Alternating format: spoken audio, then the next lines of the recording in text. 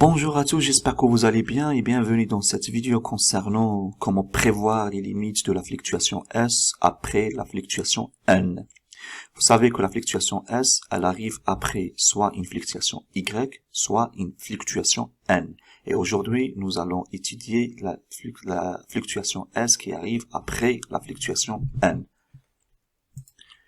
Mais juste avant de rentrer dans le vif du sujet, ici c'est une petite introduction dans laquelle je voudrais vous parler sur une dimension très intéressante dans le trading. Il s'agit de la psychologie dans le trading qui représente 80% de la réussite de votre trading. Et oui, 80%, parce que l'attitude d'un trader est plus efficace par rapport à sa capacité d'analyse technique, et cela quel que soit le système ou bien l'indicateur qu'il utilise pour analyser les graphes. Et généralement, la personnalité du trader, même souvent, je dirais, elle est la cause de sa réussite ou bien la cause de son échec. Donc, le trader, il doit travailler sa psychologie s'il veut réussir dans les marchés boursiers. Ici, je vous ai mis quelques éléments qui vont vous permettre de savoir si vous êtes faible psychologiquement ou pas, et par la suite de définir vos faiblesses et essayer aussi après de les corriger. Donc, la première chose, c'est quand vous aurez une euphorie après un gain et une inversion après une perte. C'est-à-dire, si vous supportez pas l'échec émotionnel de la perte, ou bien si vous montrez vos émotions lorsque vous gagnez de l'argent, sachez que vous êtes faible psychologiquement. Un bon trader n'est pas influencé ni par la perte ni par les gains. Quand vous regardez un bon trader après sa séance de trading, vous saurez pas en fait s'il a gagné ou bien s'il a perdu de l'argent. La température émotionnelle dans le marché, elle doit être toujours neutre, pas influencée ni par la perte, ni par le gain. La deuxième chose, c'est une phrase de Jesse Livermore qui dit « Avoir de l'espoir lorsqu'il faut avoir peur et avoir peur lorsqu'il faut avoir de l'espoir ». Je m'explique. Supposons un trader qui veut respecter son processus en fait du trading, son plan dans le trading. Donc il attend une configuration qui se dessine, la configuration elle valide son point d'entrée, donc il rentre dans la position, il place son take profit, il place son stop loss. Donc maintenant supposons qu'il est positif, qu'il gagne de l'argent, mais le take profit n'a pas encore été touché, mais il commence à avoir peur. Il va dire que peut-être le marché il va se retourner. Je préfère en fait assurer ce gain. Je suis en positif, même si mon take profit n'est pas touché. Je me rassure et je sors tout de suite positif. Sous l'adage, 1 vaut mieux que 2 tu l'auras. Mais imaginez la deuxième chose, le deuxième trade. Il ouvre une position, il place son take profit, il place son stop loss, mais les marchés, il va dans le sens inverse. Et il va toucher son stop loss. Mais il va pas accepter ça. Qu'est-ce qu'il va faire? Il va bouger son stop loss et il va dire peut-être que le marché, dans l'espoir, il va monter et il va monter. Après, je vais ressortir soit quand j'aurai 0, soit quand le marché il monte sous mon stop loss. En fait, il a du mal d'accepter la perte et de la définir. Quand il s'agit dans une zone de peur, quand on est négatif, là, il a de l'espoir, il bouge son stop loss. Mais quand il s'agit dans une zone d'espoir, quand on est positif, là, il a peur et il sort tout de suite. Donc, si vous souffrez de ça, sachez que vous êtes faible psychologiquement, il faut faire l'inverse tout à fait. La troisième chose, elle est liée par rapport à la quatrième, c'est quand vous cherchez à se refaire après une perte et vous rentrez d'une façon irréfléchie. Je m'explique. Un trader qui respecte le processus de son trading, son plan de trading, donc il rentre sur une validation d'une configuration, il place son stop loss et il place son take profit et il laisse le marché faire. Résultat, son stop loss, il est touché, donc il a perdu de l'argent. Problème qu'il accepte pas cette perte et il essaie à se refaire dans la même journée à récupérer son argent et à sortir à une perte de 0 €. Il oublie que le trading c'est un processus à long terme, il n'accepte pas le perte, donc qu'est-ce qu'il va faire? Il va rentrer d'une façon irréfléchie. Il va pas respecter les configurations qu'il a dessinées dans son plan de trading. Donc il va rentrer, voire parfois même à augmenter son lot pour attendre juste que le marché il bouge un peu, ou bien un chouïa, pour qu'il puisse récupérer en fait son argent perdu. Résultat, il va encore détruire son capital au lieu de se refaire. Il a subi le marché et c'est une faiblesse psychologique. Donc la cinquième chose, c'est quand vous focalisez sur le résultat au lieu du processus. Ça, les gars, il faut savoir qu'un bon trader, Un trader que le gain, il n'est pas en fait, un gain, il n'est pas en fait, c'est pas un signe d'une compétence d'un trader. Et une perte ne reflète pas en fait une incompétence d'un trader. Un bon trader, c'est un trader qui respecte son processus. Vous n'êtes pas responsable du résultat d'un marché aléatoire. Vous n'êtes pas responsable du résultat d'un marché incertain. Vous êtes responsable du respect strict de votre processus de trading. Donc si vous focalisez sur le résultat, vous gagnez toujours, vous les affichez et vous perdez, vous avez du mal, sachez que ça c'est une faiblesse psychologique, que vous n'avez pas encore compris le trading et les lois de probabilité. Le trader, en fait, une belle journée dans le trading, c'est une journée dans laquelle on respecte à la lettre notre processus dans le trading. Le gain ou bien la perte, on n'est pas responsable. Je suis responsable sur le respect. Je respecte mon processus et mon stop loss il est touché, je suis un bon trader. Je ne respecte pas mon processus, mon take profit il est touché, c'est un peu dangereux, je suis pas un bon trader et il se peut par la suite, en fait ça me donne même en fait l'espoir de trader toujours n'importe comment et un jour bien sûr mon compte il sera ruiné. Et la sixième chose, ça arrive souvent pour les traders, swing traders, les intraders, les day traders, les traders à court terme, mais les traders à très court terme, M15, M5, M1, ils souffrent pas de ça. C'est quand vous avez, excusez-moi, l'ennui du trading. Donc le trader, il définit son processus, son plan, sa configuration dans lequel il va la trader, et il attend que le marché valide cette configuration. Mais le marché ne le valide pas. Il stagne ou bien il va dessiner d'autres configurations qui l'intéressent pas. Donc il attend parfois des heures, voire des jours, mais le trader, il aime trader, il veut trader, il aime trader, il est excité par le trading, il veut appuyer. Donc il en a marre de ne pas trader pendant 2 jours, 3 jours.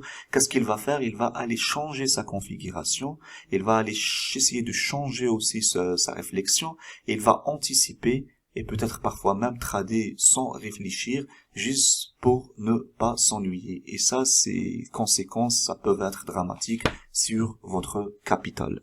Donc les gars, si vous vous voyez pas entre ces 6 éléments, c'est-à-dire 1, 2, 3, 4, 5, 6, vous avez jamais souffert de ça, sachez que vous êtes des personnes anormales, parce qu'on n'est pas des robots, et il est vraiment très difficile de dissocier les émotions de la raison dans un marché trop volatile et très stressant.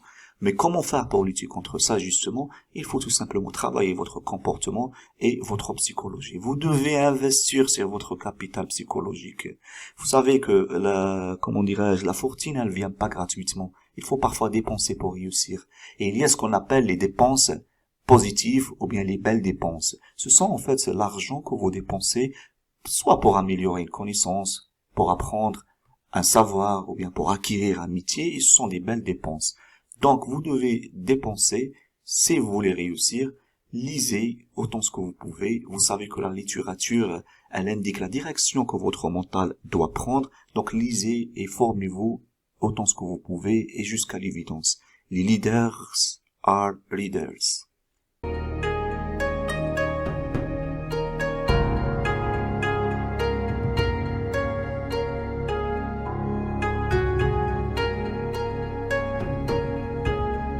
La fluctuation S, j'en ai déjà fait une vidéo pour expliquer le retour à l'équilibre de la fluctuation S après une fluctuation N. Et aujourd'hui, nous allons voir un peu plus de détails, comment prévoir les autres éventuelles limites pour la fluctuation S. Je dois juste vous dire, les gars, et vous tenir informé que ici, on a une fluctuation N, A, B, C, D, suivie par une fluctuation S, et ici, on a une fluctuation N, A, B, C, D, suivie par une fluctuation S.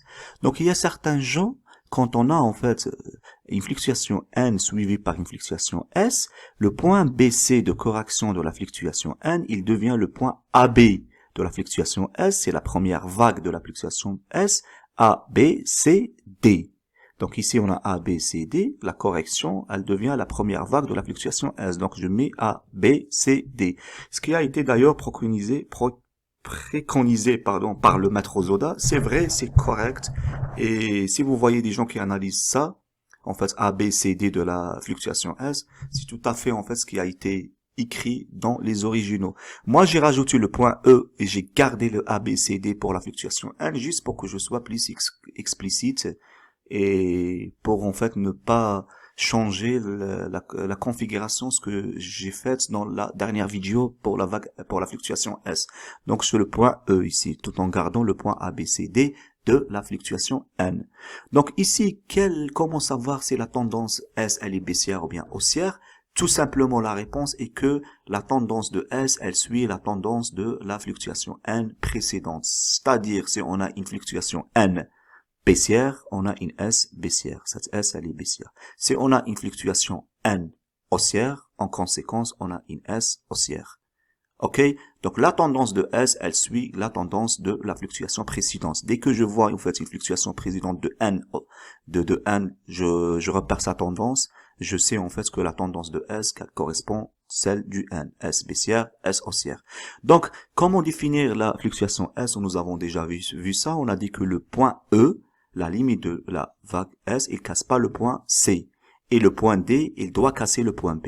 Quand le point D, il casse le point B, ça c'est une S, il le casse. Et le E, il casse pas le C, c'est une fluctuation S. Maintenant, il y a plusieurs types de S. Soit si le E, il casse pas le B, c'est une S externe. Que ce soit baissière ou bien haussière. Le E, il casse pas le B. Si le E, il casse le B, c'est une S interne, tout simplement. On est rentré, en fait, à l'intérieur, donc c'est une S interne. Donc, les gens qui traitent uniquement la théorie du bilan, de l'équilibre, les 5 lignes de l'Ishimoku, ou bien le price action, ils ont du mal, en fait. Parfois même, les gens qui traitent la théorie du bilan, c'est une petite contradiction. Donc, ici, on a cassé un support, ou bien une résistance, un niveau majeur. Donc, on attend un pullback sur ce niveau pour aller par la suite, c'est une possibilité à la hausse. Mais comment ça se fait que les prix, ils ont même pas atteint ce niveau majeur et ils sont repartis à la hausse? C'est difficile de répondre à cette question si on n'arrive pas, en fait, à bien cerner la théorie du vague ondulatoire. La théorie du vague ondulatoire, elle répond à cette question par rapport à l'équilibre. Donc, on peut prévoir les éventuels points E avant même que ce niveau soit touché. Et aussi pour, en fait, une S externe. Parfois, on casse ce niveau. Donc, les gens, ils vont prévoir un changement de retournement de tendance en allant chercher les points C, alors que c'est uniquement une petite correction, pour aller reprendre le sens de la tendance initiale qui est une N. Donc, on fait une correction de S pour aller refaire une autre N. Donc, si vous connaissez pas la théorie du vague ondulatoire, vous allez avoir du mal à définir les niveaux majeurs, ou bien vous allez avoir du mal à accepter qu'il y a certains niveaux qui vont être au-dessus de ce niveau de point B, ou bien au-dessous. Et là, la théorie du vague ondulatoire, elle répond à cette question. Donc ici, comment prévoir les éventuelles limites de la fluctuation S? Tout simplement, le premier niveau que vous devez calculer, après, en fait, une fluctuation N, on a dit S, les limites de S, vous prenez juste la correction de la fluctuation N et vous le projetez par rapport au point D. Vous allez, en fait, prévoir les limites de votre premier point E, vous tracez, en fait, votre niveau majeur. Ici, vous pouvez prévoir ce niveau. Donc, les gens qui connaissent pas, nous, on sait qu'après S, on a une N et on sait comment la calculer, le premier niveau. Mais les gens qui connaissent pas, en fait, la théorie des vagues ondulatoires, qui connaissent uniquement la théorie de l'équilibre, qu'est-ce qu'ils vont faire? Ils vont tracer, en fait, un canal sur le point BC. Ils vont dire, regardez le canal, ou bien soit peut-être une fourchette entre eux, ici, sur le ABC. Ils vont dire, regardez les prix, comment ils respectent le canal, avec une chirurgie, une opération chirurgicale de ce canal jusqu'à 80%, je sais. Mais nous, les gens qui connaissent les trois théories, ils n'ont pas besoin de rajouter un indicateur parce qu'on sait comment prévoir les limites de la vague S et on sait de la fluctuation S et on sait quelle fluctuation on peut avoir après la N. Et pour certains gens, en fait, ce que vous voyez ici, ils tracent en fait des canaux pour montrer, ou bien des fourchettes d'entre eux pour montrer en fait comment les prix ils respectent les limites du fourchette d'entre eux, n'est qu'une en fait un premier niveau pour définir la limite de vague S. Pour eux, si ça casse le canal, il y a un changement, ou bien, je sais pas, un retournement de tendance, je ne sais pas. Mais pour nous, même s'ils cassent le canal, il y a une autre possibilité que c'est qu'une correction, quand en fait on va calculer les limites de notre niveau, pour reprendre par la suite la tendance initiale. Donc, pour cela, ça c'est le premier limite. La deuxième limite, en fait, on prend la troisième vague de la fluctuation N. Ça sera en fait l'équilibre de la troisième vague qui correspond à 50%. Donc, et après, je trace les limites. Généralement, en fait, sur cette onde, on a en fait 26 périodes, donc l'équilibre de 26 périodes. On est sur 26 périodes dont le plus haut et le plus bas, en fait, on prend l'équilibre. Donc, généralement, on tombe sur la Kijun. C'est pour ça, parfois, les prix, ils touchent la Kijun et ils repartent à la hausse. Donc, c'est l'équilibre de 26 périodes. Et parfois, les prix, ils touchent même pas la Kijun. Avant d'arriver à la Kijun, ils partent à la hausse. Donc, la Kijun, le plat d'Inkijun, c'est pas tous les plats d'Inkijun qui sont considérés comme des supports et des résistances. Cela dépend du point d'équilibre de la fluctuation que vous allez trader. Donc le troisième niveau, c'est tout simplement vous simplifiez la fluctuation N, vous la simplifiez en I. Vous savez qu'une fluctuation N, elle peut être simplifiée en I. Et vous prenez en fait l'équilibre de cette vague I qui correspond à 50%, qui généralement ça coïncide avec la SSB. J'ai dit bien généralement, si on a 52 périodes entre A et D. Si on a en fait les prix entre le point haut et le point bas de 52 périodes, ça sera en fait la distance entre A et D, plus précisément. Donc, certains gens, ça casse en fait la Kijun, les prix, mais ça casse la Tenkan, mais là, avant d'arriver à la Kijun, ils partent à la hausse.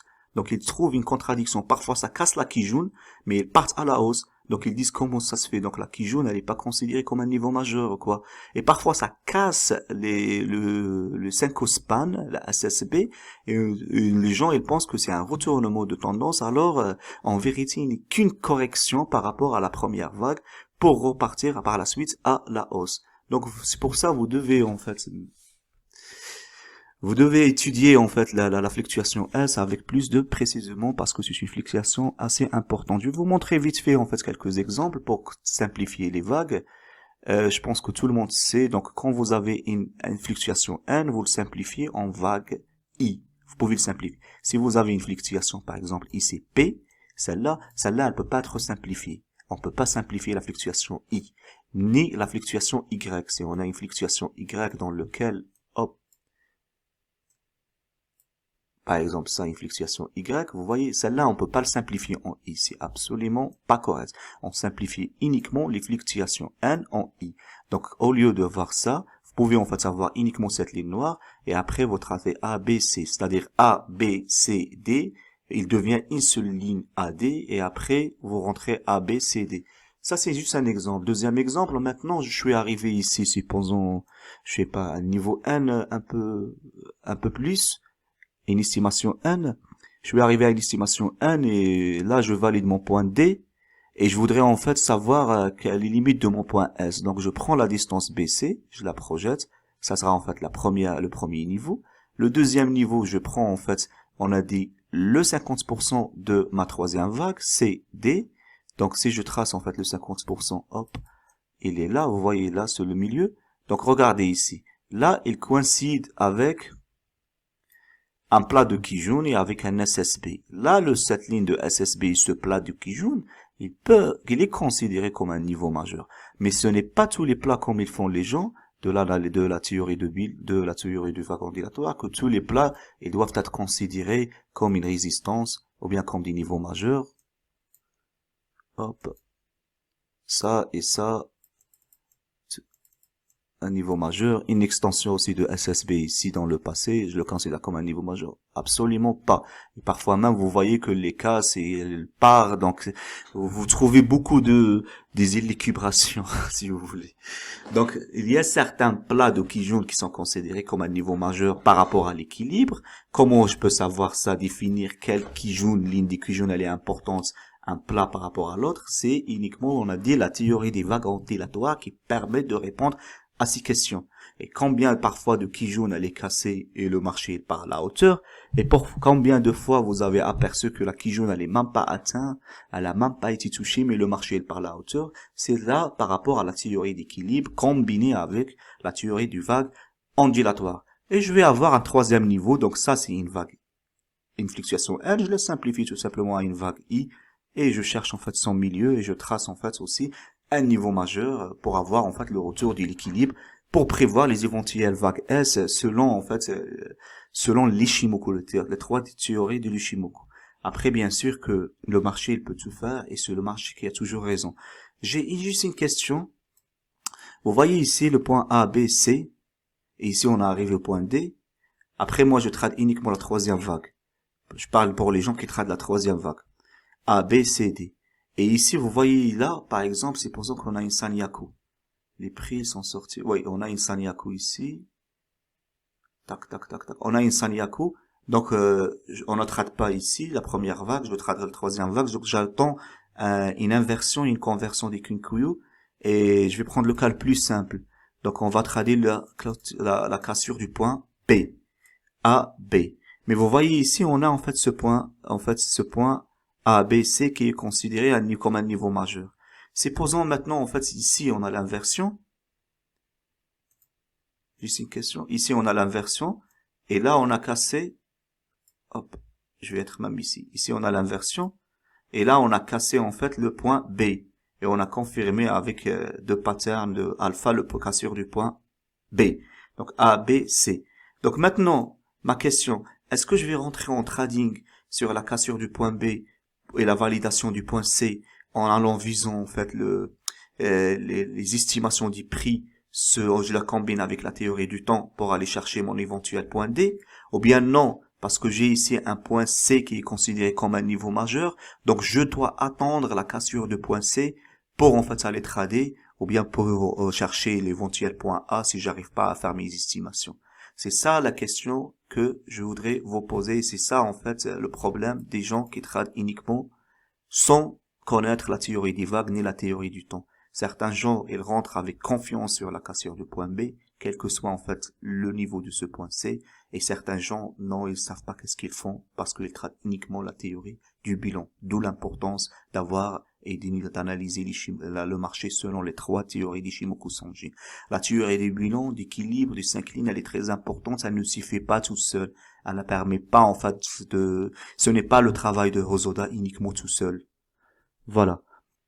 Pourquoi je dois intéresser à la fluctuation S alors que le marché il est en range? Donc il faut savoir d'ailleurs que la question de tendance n'est une question d'horizon de temps. C'est-à-dire ce que vous voyez en range dans une unité de temps supérieure, cela il correspond à une tendance dans une unité de temps inférieure. Donc quand vous dites moi je ne traite pas le range et vous arrêtez là, c'est une phrase insuffisante. Il faut en fait qu'elle soit correcte. Je ne traite pas les ranges en daily. Je ne traite pas la tendance en H1, il faut qu'elle soit complétée par l'horizon de temps. Donc, parce que ce que vous voyez en range, par exemple, en daily, c'est une tendance en M15. Et ce que vous voyez une tendance en daily, ça peut être un range dans un marché en monthly ou bien même annuel. Donc, il faut qu'elle soit complétée. Donc, maintenant, une fois vous validez la fluctuation N, et vous voulez en fait après savoir ou bien définir les éventuelles limites de votre fluctuation S, en daily, vous le définissez et vous pouvez en fait descendre dans une unité de temps inférieure. Et là, pour prévoir en fait, ou bien pour attendre un retournement de tendance, valider une configuration qui va vous donner un retournement de tendance et aller la trader, soit la première vague, soit la troisième vague, selon en fait votre style de trading, et aller viser en fait les éventuels niveaux que vous avez définis en fait dans cette tendance qui représente le range ici, daily. Donc voilà, en fait il faut savoir que les unités de temps c'est un paradoxe, c'est un problème qui correspond un peu au paradoxe de l'œuf et de la poule. Vous voyez les chicken or the egg, qu'est-ce qui apparaît en premier? Est-ce que l'œuf ou bien la poule? Ben c'est pareil pour les unités de temps. Est-ce que l'unité de temps supérieure qui prime à l'unité de temps inférieure, c'est-à-dire je dois valider une tendance dans une unité de temps supérieure pour aller la trader en inférieur, ou bien est-ce que l'inverse, c'est l'unité de temps inférieure qui dessine l'unité de temps supérieure, c'est-à-dire est-ce que je dois en fait attendre une tendance dans une unité de temps inférieure pour prévoir un changement, bien un éventuel changement d'une tendance supérieure. Et ça, c'est un sujet très important des unités de temps qui nécessite vraiment une vidéo explicative que je vais vous faire prochainement. Tout va bien. Après, maintenant, la question, où apprendre tout ça? Ben, vous savez que nous, en fait, on a une formation, la Ishizen Family, pour apprendre les théories d'Ishimoku Sanjin. L'Ishimoku selon les trois théories d'Ishimoku Sanjin. Donc, on étudiait les tombes de Hosoda, et les tombes de Hosoda, d'ailleurs, ils se traduisent pas uniquement. On voulait, en fait, avant, on voulait traduire les tombes et les étudier, mais on a eu un peu des problèmes. Donc maintenant, qu'est-ce qu'on a fait? on a proposé une petite formation. On a proposé une formation de l'Ishimoku. Donc, on a 10 groupes dans lesquels on étudie, en fait, je vais vous montrer vite fait notre Discord. On étudie l'Ishimoku, selon les originaux de Hosoda. On est par exemple ici le groupe d'études de tome 2. Donc, ici, un groupe, selon 10 groupes. Parce que l'Ishimoku et les tomes de Hosoda, ils s'étudient selon 10 groupes. Chaque personne, il doit donner sa propre réflexion et étudier et avancer. C'est par exemple, voilà, le tome 2. Je vous le montre vite fait, regardez ici, on n'a pas besoin de ça. Voilà, ça c'est le tome 2 en fait. Voilà sa traduction, mais sa traduction toute seule ne suffit pas de le lire. Il faut l'étudier chapitre par chapitre, partager les réflexions et faire et avancer. Donc on a des formations qui permettent en fait d'étudier les origines de Shimoku Sanjin, le tome 1 et le tome 2 pour l'instant, de faire des groupes, d'étudier, et chaque groupe en fait il peut partager ses propres analyses, et dans le groupe on a 10 personnes, et chaque 10 élèves, ils partagent leurs réflexions, leur analyse, leur configuration, comment en fait ils traitent selon les Shimoku, et ça fait avancer. Vous savez, c'est notre union qui fait la force, et personne n'est plus intelligent que nous tous ensemble. Voilà les gars, donc si ça vous intéresse, contactez-nous si vous voulez avoir plus de précisions sur la formation. Si vous voulez en fait intégrer notre Ishizen Family, vous êtes les bienvenus. Et sur ce, j'espère que j'étais explicite. Je vous souhaite une excellente journée et je vous dis à bientôt dans une prochaine vidéo. Sur ce, ciao ciao ciao.